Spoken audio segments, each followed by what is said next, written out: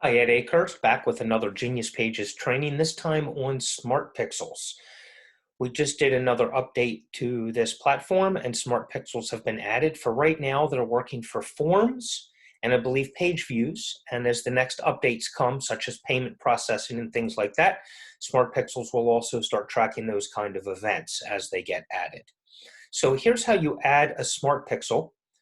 Let me show you first in order. Well, let's take a look at where they are. Okay, they're up here at the top menu. Click Smart Pixel, and you need to add them. Okay, there aren't going to be any in here at first, and to add them, you just click Add Smart Pixel. And right now, there are only Facebook pixels available. I believe there will be other types available as updates happen, but for now, you can choose your Facebook pixels. You want to give it a name. I'm gonna add one here. Say I want one for mortgage brokers. Actually, the next thing I'm gonna do is insurance agents. So let's do insurance agents. Okay, if I'm gonna be marketing to insurance agents and all my pages for them, I want all on the same pixel. You need to have the pixel ID. Okay, so to get that pixel ID, go to your business account, your Facebook business account. Make sure you have a business account. Go into your ad account, and I'm under business settings up here. Okay, business settings. That's where I am right here. And you want to go down to data sources in the left-hand menu. All right. And when you click data sources, you want to click pixels.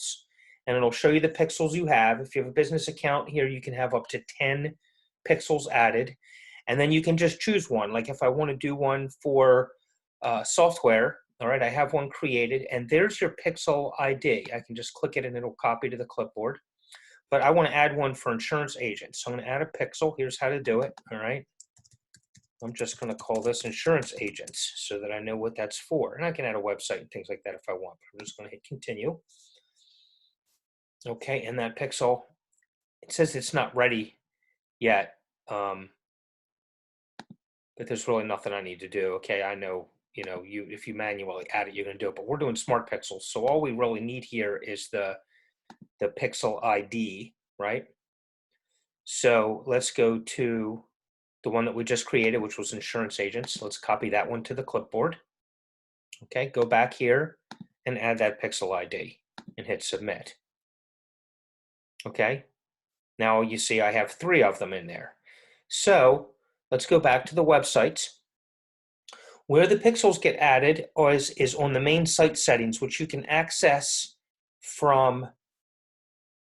Let's just pick a sample. Well, I don't have one yet. We'll just show you here. Go to the site settings there on the main page by clicking that. Like here's one for Realtor. So I've already added my Realtor Smart Pixel.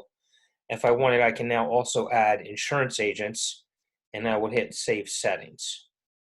Okay, now I don't want insurance agents on there. So all you need to do to delete it is just hover over it, click that X, and save the settings. And it's that simple.